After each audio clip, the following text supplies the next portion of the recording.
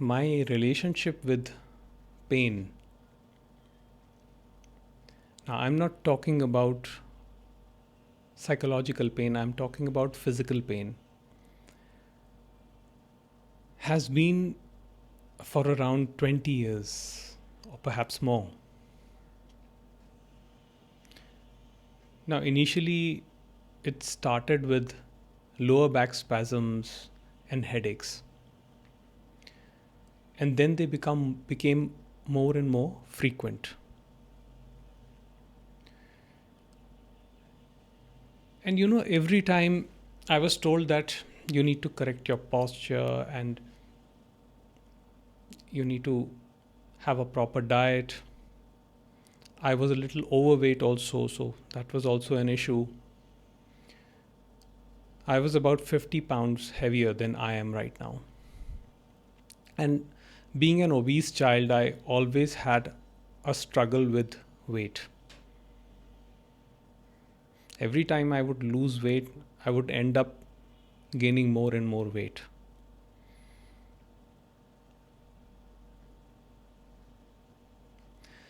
So, when I started working, at that time, I was just focused on my career and I was ignoring everything else, my relationships, my children, my wife. I was not giving them enough time because this need to prove myself, to be somebody, to get fame, recognition, wealth, power, wanted to climb the corporate ladder. These patterns were dominant. And I wanted it at any cost because I thought that's what life is all about. I was living in my own shell, in my own bubble of imagination. And I could not think of a life outside that bubble. I remember there was a time when I was in my office and my boss, the person who I reported to, he was with me and I started experiencing this headache at the back of my skull. And it was so excruciatingly painful that I was literally trembling, sweating. And I told my boss that something will happen to me, please let me go. And he was not very cooperative at that time. So I said that I'm going home. Now, if you want to chuck me out of the job, that's your wish, but I'm going home because I could not bear it. It was too uncomfortable. And the 40 minutes ride from office to my home was the most unbearable pain I ever experienced in my life. There were moments when I was driving and I was also thinking simultaneously that I'll pass out at any time. It was so bad. And at that time, I did not even have the presence of mind to ask for help. I mean, I could have asked a friend to come along and help me, drop me home. But just the thought didn't come. And I sat in my car and left for home. And traffic in New Delhi has always been the way it is. So I was stuck in traffic jams and the pain it felt as if like my head will explode. But I reached home and then I told my mom to press my head. She gave me a painkiller also, and I had that painkiller. And then I had some steam. But when she started pressing my head, I started feeling relief.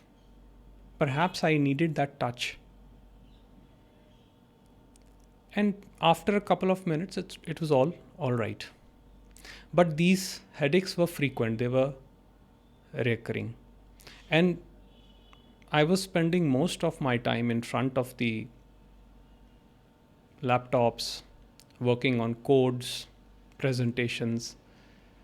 My job was quite stressful, erratic working hours, sometimes unreasonable demands, not getting enough sleep. So it was a complete cycle of stress, tension, anxiety, depression. Although I was making good progress, I was earning good money, I was able to give my family all the comforts and everything. But there was a feeling of emptiness within, and somehow it did not feel right. And I would have these back spasms and headaches at very odd times. And sometimes I thought, like, why does the universe hate me that it gives me, these problems during such moments? While meeting, I would have headaches. I remember there was this very tough time that I faced once when I was at home and I got the news that, somebody called me and they told me that this girl has been hit by a ball and she's unwell, she's fainted. You please immediately come. And that was my wife's phone. So I knew where she walks. So I ran to the park and I saw her on the ground, and the blood was oozing from her ear. This ear was damaged in the back of the skull, this part. Some boys were playing with a cork ball. They were playing cricket with a cork ball, and that ball hit her directly. So the impact was huge. She fell down in that instant. And at that time, I was really scared because I thought that I will lose her. So my heart was pounding. And I was in the park. So I told my driver to come to the gate, which was at some distance. I picked up my wife, and in that moment, my back just gave out. While I was holding her, because I had to rush her to the hospital, and my back just gave out. But the rush and the concern for my wife was so much that I just ignored that pain. So I said that not now. I can't afford it now. So holding her in my arms in that condition, I ran about 1 mile, approximately 1 mile, or maybe a little less. And I reached where my car was, and there were these two girls who were continuously with my wife. And it was them, they picked up my wife's phone and they saw the first number and they called me. And it was the grace of God that my wife's phone was not locked. And they were there and they could inform me timely. They just saw the first number and they called and it was mine. So I rushed her to the hospital, and those girls were with me through and through. They did not know me. They did not know my wife. They were just some strangers who came from outside. But they were like two angels sent by God. And, I took my wife, we put her to the stretcher. In that condition, I just did not feel any pain, but my back had completely gone. And of course, then by the grace of God, everything turned out to be okay.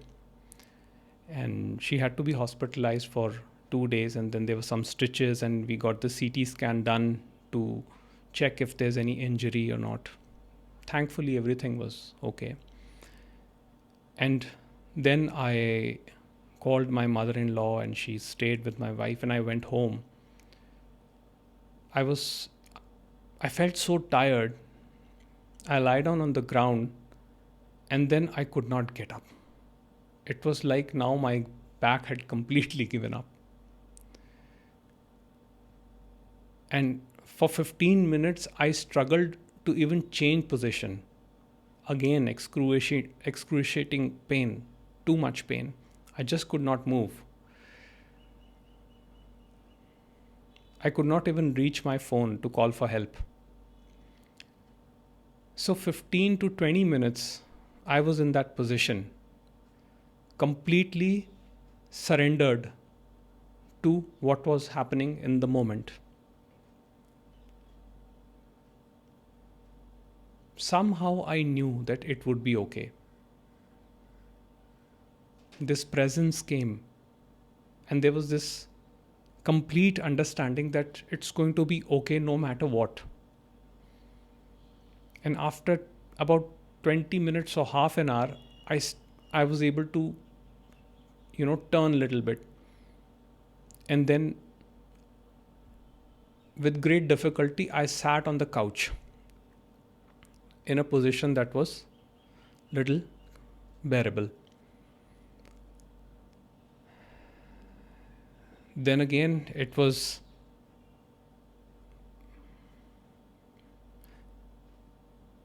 I had a sleepless night because the pain was too much. And the next day I went and I, brought my wife home.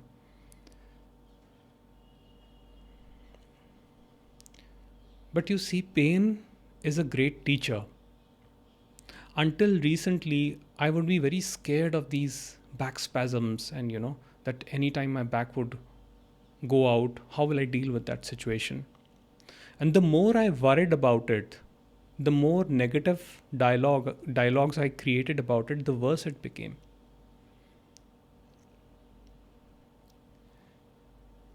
I would request you to, if any of you have experienced chronic pain, I would urge you to read this book, Healing Back Pain by Dr. John Sarno. Now, he says that the acute pain is a real pain, and that pain requires medication and professional treatment and rest, whatever. But when the pain becomes chronic and there are reoccurring episodes of the same thing, there is some energy that is repressed, some form of anger or emotional content that is stored somewhere that is not finding an outlet. So the body, in a response, creates pain in some part. And that pain can be different. Like sometimes the pain would be in my lower back. Other times it would be in my neck. Sometimes I would feel some pain in my wrist. And I did not have any bone related issues. I got my MRI also done. There was no structural abnormality. So we were clear on that if there is a physical abnormality, then it would be treated by a professional doctor. But luckily, it was not any of that. But still the back pain would cripple me. So at some point, when I started, when I came across the teaching, I came to know that even the sage Ramakrishna Paramhansa was suffering from the worst form of throat cancer.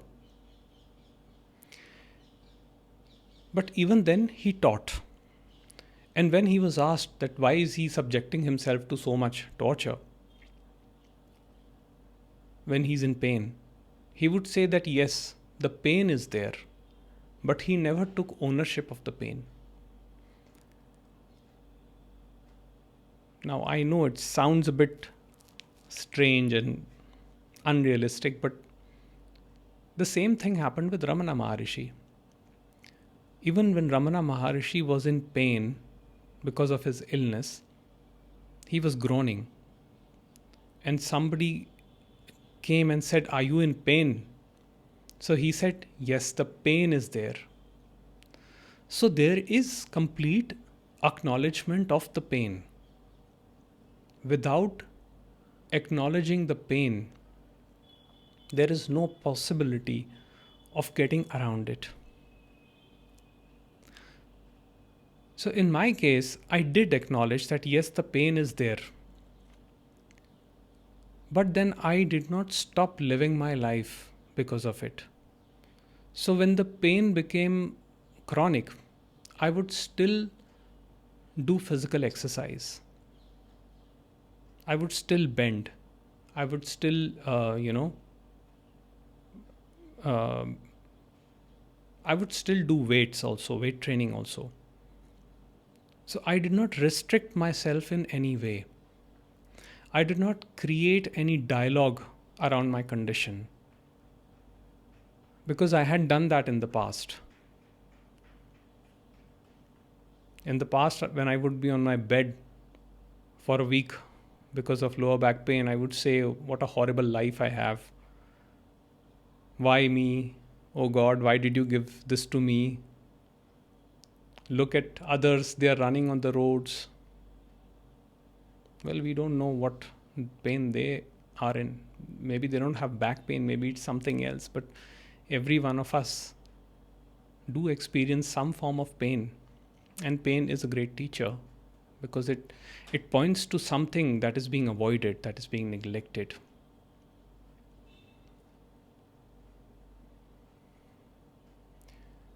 And once the mind is quiet, all these things start coming to the surface. And sometimes they create a lot of symptoms as well.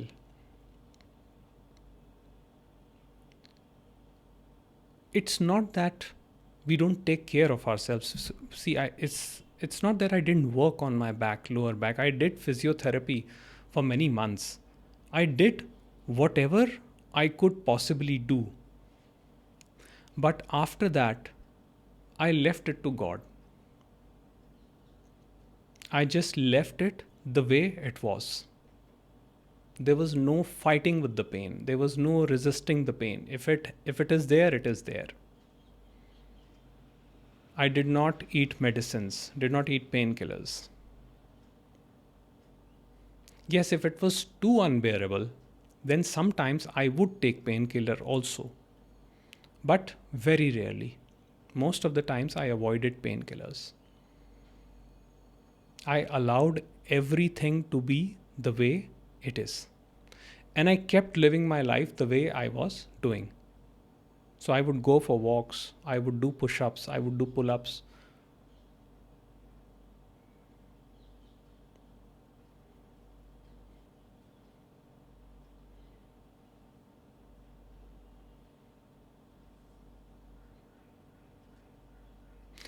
I would sit in meditation also. Although sitting in cross leg posture was difficult, I do get occasional soreness in the back even now. Now it's much better, but I do get some soreness sometimes. But that doesn't stop me from sitting in meditation or doing my regular daily activities.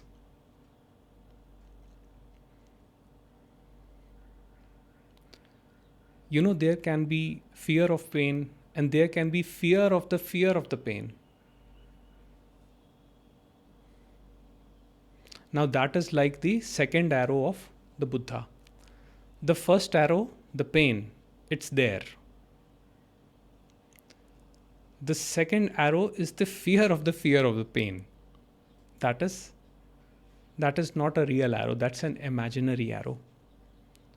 But of course, the intensity of it makes it seem real.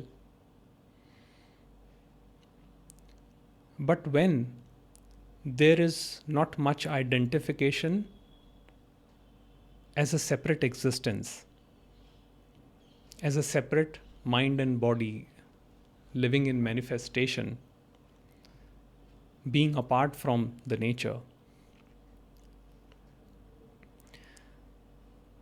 then nothing is taken ownership of and everything is seen as a part of one whole movement. So the pain may arise every now and then, the physical pain, the emotional pain, but there is no me entity to take charge of that pain. And to a large extent, that does ease a lot of pain, a lot of physical pain also. Now, this may differ from one person to another, depending on the intensity of the pain as well.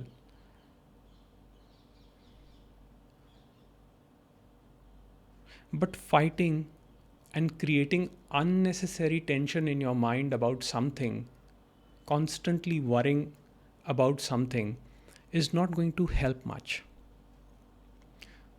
Like in my case, I was continuously worried that I may get a spasm now. And I was just not able to live my life. I was not able to enjoy the life. With my kids, I was scared to pick up my child, thinking that my back would go out.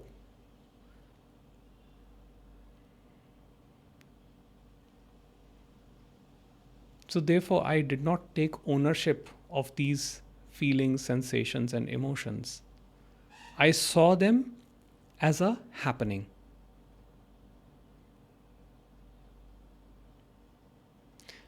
And that changed the whole scene, that changed the whole picture. As Ramana Maharishi says, that you are not the character in the movie of life, you are the screen. And while the character in the movie may experience pain, may experience turbulence, emotional turbulence, or other types of afflictions, nothing happens to the screen.